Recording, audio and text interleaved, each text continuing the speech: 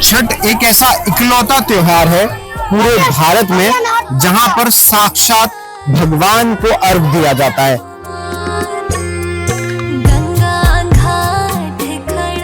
Aunty, आपने यहाँ से नाक तक सिंदूर लगाया है, इसके क्या मायने होते हैं? सुहाग आयु पति का बढ़ता है। कितनी डुबकी लगाते हैं? 5 का नियम है तो 5 लगाते हैं। मतलब कोई कारण है या कोई कारण नहीं, कोई कहानी होगी इसकी? कोई कहानी नहीं। यहाँ पर इस बैतरणी में वैसे भी डुबकी लगाने से बैकुंठ धाम की प्राप्ति होती है। बिहारी के कोर से पूछ सकते हैं कि शादी में भी इतना मन नहीं लगता है जितना मन लगता है हमारी ये छठ पूजा में।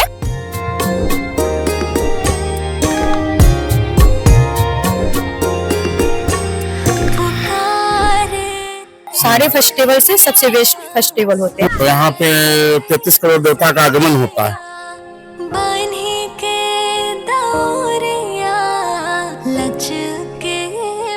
इस त्योहार में साक्षात भगवान का पूजा होता है। क्या महत्व होता है? महत्व की शुरू होना ही आत रहे, सदा सुहागिन है सब दिना शुरू होने के दिन है, सबको पति बाल बच्चा सब कुछ संपूर्ण बढ़िया रहे।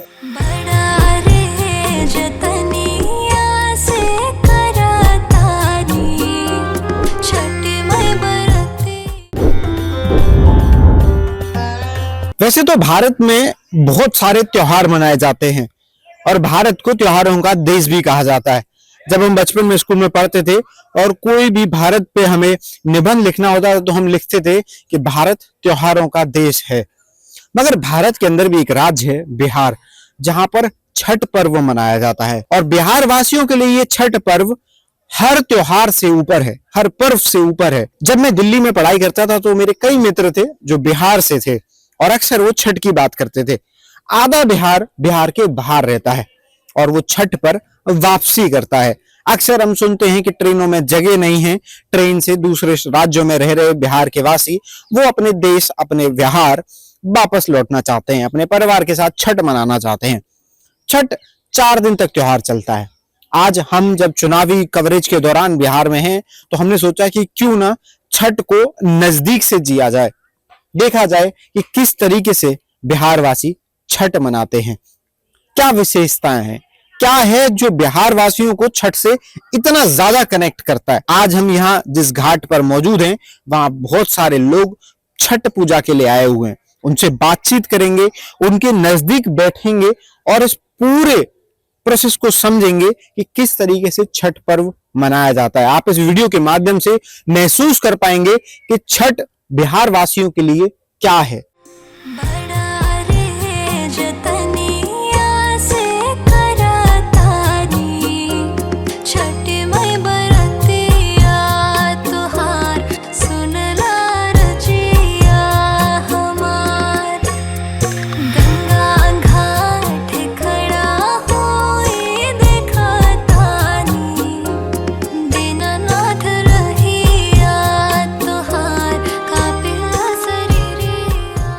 आंटी, क्या नाम है आपका?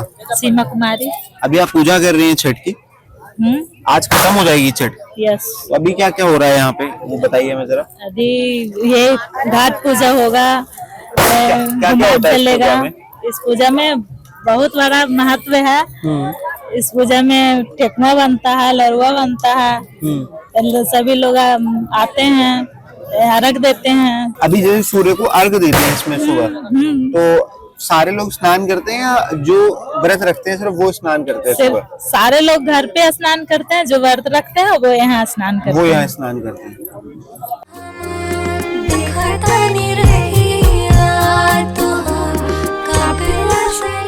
तो आज कितने घंटे का व्रत चल रहा था आप सब? कब से व्रत था आपका? ये 3 दिन से चल रहा है। 3 दिन से था। आज खत्म होगा? आज खत्म होगा। और अभी इसमें क्या क्या है?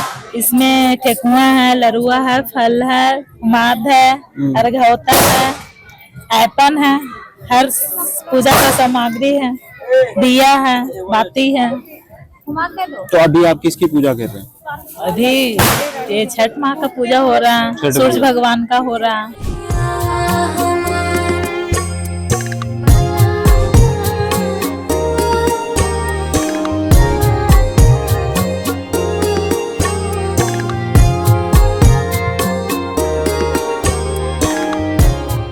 आंटी आपने ये जो यहाँ से नाक तक सिंदूर लगाया है, इसके क्या मायने होते हैं, मतलब ये क्यों लगाते हैं?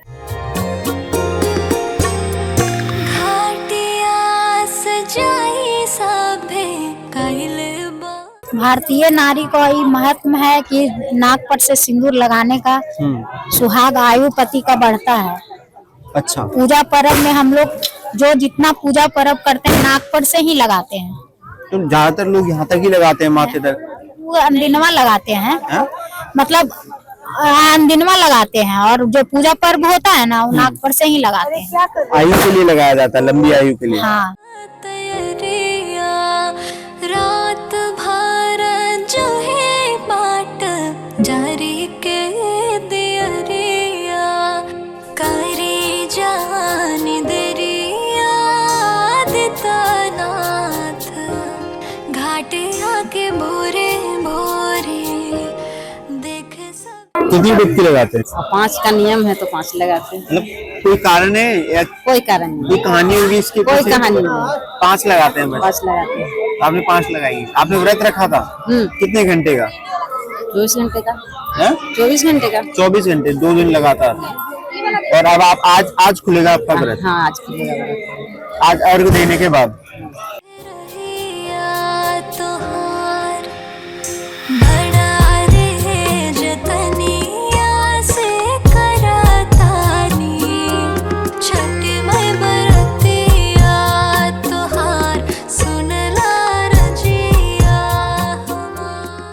आज ये बच्चे जो हैं आतिशबाजी कर रहे हैं, छोटे छोटे पटाखे फुलझड़ियां चलाकर त्योहार मना रहे हैं। जैसे दिवाली पे लोग पटाखे फोड़कर त्योहार मनाते हैं, वैसे ही छठ पर भी ये लोग छोटे छोटे पटाखे और फुलझड़ियां हैं इन्हें चलाकर त्योहार मना रहे हैं। अभी मैं मौजूद हूँ वैतरणी घाट पर, जहां पर लोग सूर्य को अर्घ दे रहे हैं। उगते हुए सूर्य को अर्घ देते हैं अंतिम दिन में और अपना व्रत खोलते हैं। आइए, यहाँ पर तमाम सुहागन स्त्रियां हैं जिन्होंने व्रत रखा, वो यहाँ पर पूजा कर रही हैं, छठ मैया की पूजा कर रही हैं, स्नान कर रही हैं और आज अपना व्रत खोल रही हैं। 36 घंटे के बाद ये व्रत खोला जाता है।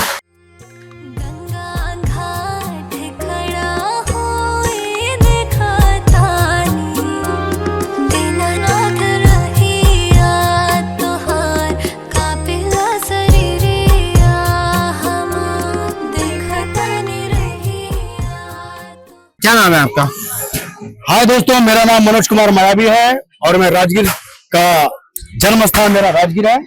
मुझे छठ के बारे में बताइए कि जो छठ की पूजा है, जो आज लास्ट आखिरी दिन है और सूर्य उदय को हम अर्घ दे रहे हैं, तो क्या प्रोसेस रहता है, मतलब पूरे क्या तरीका रहता है पूजा का?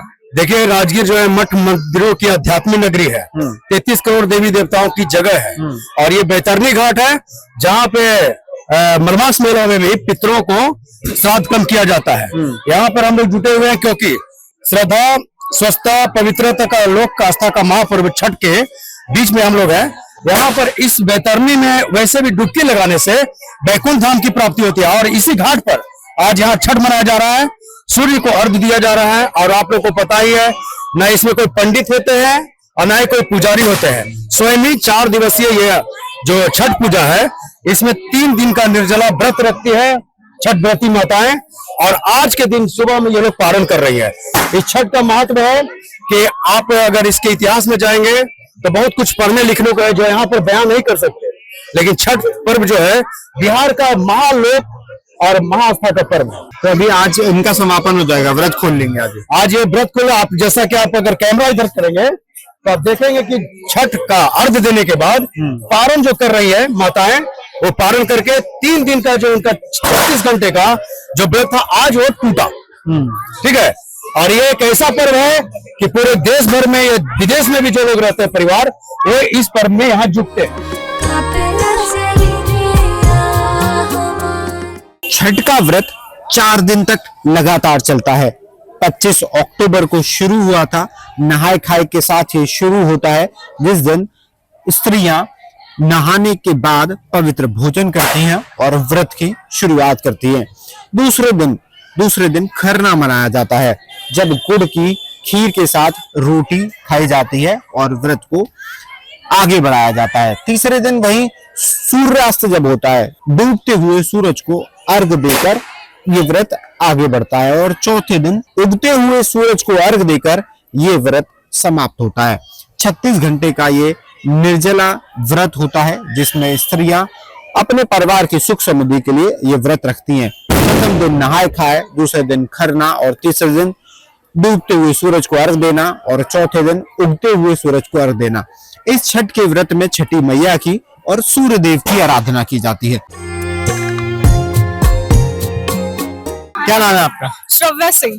तो आप ही छठ मनाने आई हैं बिहार हाँ, से? अपने नहीं, मेरा घर ही है यहाँ। तो आप भी छठ मनाने आए हैं ना आप यहाँ? हाँ, यहाँ पे ये घाट पे हम लोग छठ मनाने के लिए आए। तो क्या होता है छठ, मतलब आप लोगों छठ के लिए? पूजा एक बहुत महान पर्व है हमारे बिहार के लिए। और ये जो है ना कि माता अदिति जो थी वो अपने पुत्र को जो जन्म दी थी, वो सूर्य देवता जो है हमारे, उनको जन्म दी थी। तो इसी वजह से ये बोल सकते हैं सेलिब्रेट करते हैं, उनके बर्थडे ऐसे बोल सकते हैं।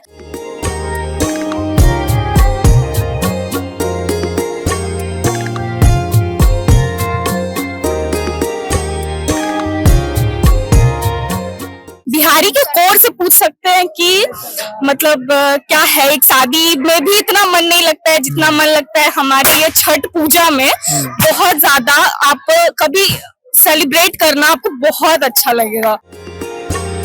पुकारे तेवैया सुन ले गोसैया बन्ही के दौरिया। आज ये समाप्त हो जाएगा, आज अर्घ हाँ, ये देकर। आज लास्ट है हमारा। तो 4 दिन तक रहता है। हाँ, 4 दिन तक रहता है। आप लोग क्या करते हैं छठ में? छठ में एंजॉय करते हैं हम लोग, घर का साफ सफाई करते हैं और ठेकुआ वगैरह बनता है रात में, तो और मजा आता है। और क्या क्या बनता है ठेकुआ के अलावा? ठेकुआ बनता है, लड़ुआ बनता है और यही प्रसाद रहता है हमारा, फल वगैरह रहता है। फल वगैरह रहता है। ठेकुआ वगैरह ज्यादा खाते हैं। हाँ, ठेकुआ हमारा ये महाप्रसाद हुआ। के बहकिया गावेली गीत रिधिर। कहते हैं राजा प्रियनवद और रानी मालिनी को कोई संतान नहीं थी, जिसके चलते वो बड़े दुखी रहते थे और उन्होंने इसकी पुत्र प्राप्ति या संतान प्राप्ति के लिए महर्षि कश्यप के मार्गदर्शन में यज्ञ किया। यज्ञ के बाद रानी ने खीर का प्रसाद ग्रहण किया और गर्भवती हुई, लेकिन दुर्भाग्यवश एक मृत पुत्र को जन्म दिया और इससे व्यथित होकर रानी मालिनी ने अपने जीवन को समाप्त करने का निर्णय लिया। मगर जब उन्होंने ये कदम उठाया तभी वहां एक दिव्य देवी प्रकट हुई, जिन्होंने कहा मैं ब्रह्मा जी की पुत्री हूँ और सृष्टि की छठी शक्ति हूँ, इसलिए मुझे षष्ठी देवी या छठी मैया कहा जाता है। देवी ने राजा से कहा कि यदि वे उनकी आराधना करेंगे और दूसरों को भी इसके लिए प्रेरित करेंगे तो उन्हें संतान सुख अवश्य मिलेगा। तब से राजा प्रियव्रत ने कार्तिक माह के शुक्ल पक्ष की षष्ठी तिथि को देवी षष्ठी की विधिवत पूजा की। परिणाम स्वरूप उन्हें एक पुत्र की प्राप्ति हुई। तभी से छठी मैया की पूजा करना शुरू हुआ और ये छठ का त्योहार शुरू हुआ। क्या नाम है आपका? आपने व्रत रखा हुआ था? नहीं, मेरी आंटी की है। मेरी आंटी की है। आपने नहीं किया था? नहीं। तो आपने तो पूजा की है अभी? हाँ, पूजा सब करते हैं। हाँ, पूजा सब करते हैं। क्या रहता है छठ में, मतलब क्या आपको छठ के बारे में क्या अच्छा लगता है, इस पर्व के बारे में? छठ हम लोग के लिए बहुत महत्व पर्व होते हैं। हम लोग को बहुत मतलब बहुत मजे आते हैं। बड़ा रे जतनिया से सारे फेस्टिवल से सबसे बेस्ट फेस्टिवल होते हैं पूरे साल? हाँ, पूरे साल हम लोग बहुत वेट करते हैं, एक्साइटेड रहते हैं स्पेशली इसके लिए, कब छठ आए कब छठ आए। हम लोग बहुत अच्छे से आते हैं घाट पे, सूर्य भगवान को अर्घ देते हैं। डूबते हुए और सुबह में उगते हुए सूरज को अर्घ देते हैं।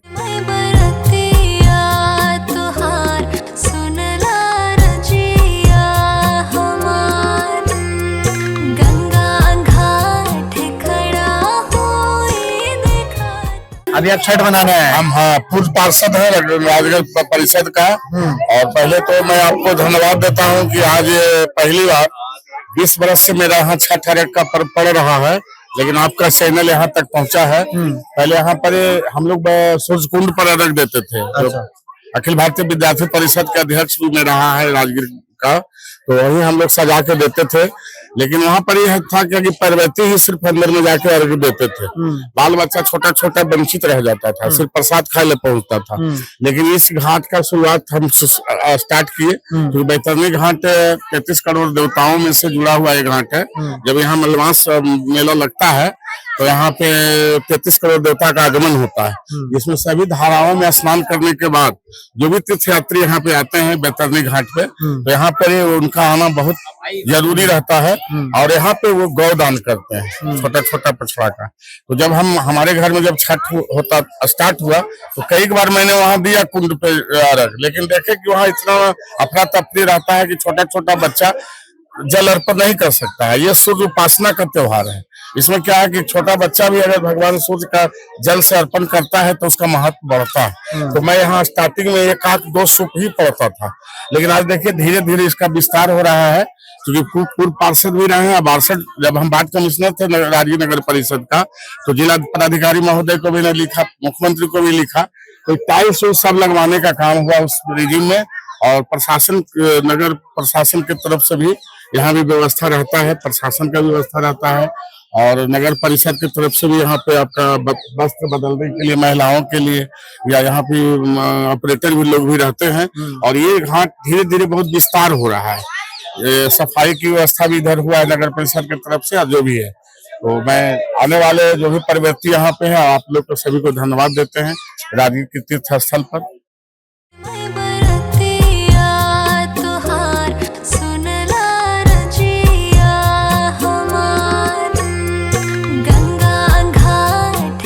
कहते हैं जब द्वापर युग में पांडवों को परेशानी चल रही थी, तब द्रौपदी ने छठ का व्रत रखा था, भगवान सूर्यदेव की उपासना की थी, जिसके बाद उन्होंने सुख और समृद्धि का आशीर्वाद दिया। ऐसा भी कहते हैं कि जो कर्ण थे वो सूर्य भगवान के प्रथम उपासक थे। प्रातः काल नदी में स्नान कर सूर्य को अर्घ देना, ये उनका एक दिनचर्या थी, जिसके बाद ही भगवान सूर्य की आराधना शुरू हुई और जिसे छठ पर्व के रूप में मनाया जाने लगा।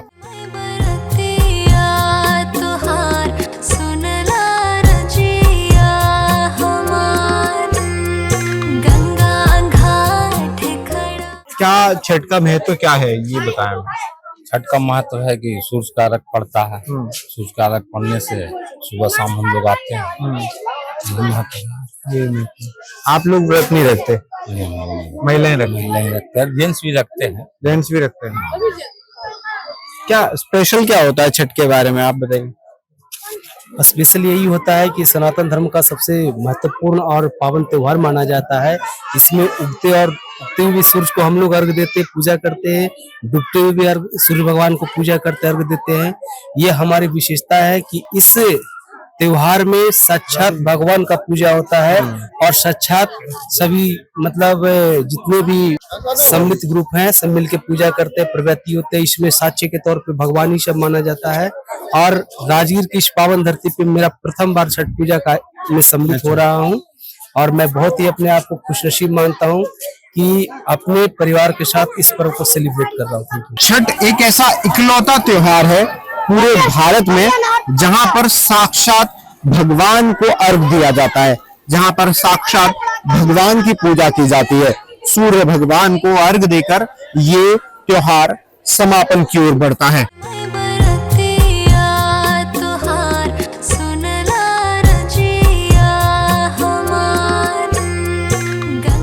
आप सभी के सिंदूर लगा रही हैं, नाक से यहाँ तक ऊपर तक। हाँ। क्या महत्व होता है? महत्व है कि सूर्य भगवान याद रहे, सदा सुहागिन है सब दिना, सूर्य भगवान के देन है सबको, सबका पति बाल बच्चा सब कुछ संपूर्ण बढ़िया रहे। बट सिंदूर तो यहाँ से यहाँ तक भी लगाते हैं, मांग में भी लगाते हैं। हाँ। नाक से लगाने का क्या महत्व? नाक से मैंने नाक से लगाने चाहिए। नाक से लगाना हाँ, नाक से लगाना चाहिए। कितना लोग नहीं लगाते लेकिन लगाना चाहिए। शादी होता है तीसरे से होता है ना, पति देते इतने दूर से, लेकिन सब लोग चुमान करते हैं ना, तो इतना से सिंदूर करना चाहिए। तो लंबी आयु के लिए? हाँ, लंबी आयु के लिए आयात बढ़ता है। सब सूर्य भगवान का दिया हुआ है, सबका याद रहे अच्छा, इसीलिए सिंदूर दिया जाता है। सिंदूर दिया जाता है। हाँ। एक कहानी ये भी है कि त्रेता युग में जब रावण का वध करके प्रभु श्री राम अयोध्या लौटे तो उन्हें ब्राह्मण हत्या का पाप लगा था, जिसके निवारण के लिए उन्होंने ऋषि मुद्गल से चर्चा की और ऋषि मुद्गल ने उन्हें कहा कि कार्तिक शुक्ल की षष्ठी को आप सूर्य देव की आराधना कीजिए। तब माता सीता और प्रभु श्री राम ने 6 दिन तक लगातार छठी मैया और सूर्य देव की आराधना की और ब्रह्मांड पाप से मुक्ति पाई। तब से ही छठ मैया का ये पर्व शुरू हुआ। मैया की क्या कथा है, क्यों मनाया जाता है छठ का छठ पर्व? मैया बिहार, सबसे बड़ी बात है कि बिहार में प्रसिद्ध है और यहाँ पे हैं अगर पुत्र प्राप्ति के लिए ही लोग ये संतान प्राप्ति के लिए। संतान प्राप्ति के लिए करते हैं और काफी श्रद्धा से ये पर्व बिहार का पर्व है जो काफी श्रद्धा से लोग मनाते हैं। मनाया जाता है। तो आप पूरा परिवार आपका यहाँ पूजा करने के लिए आया है?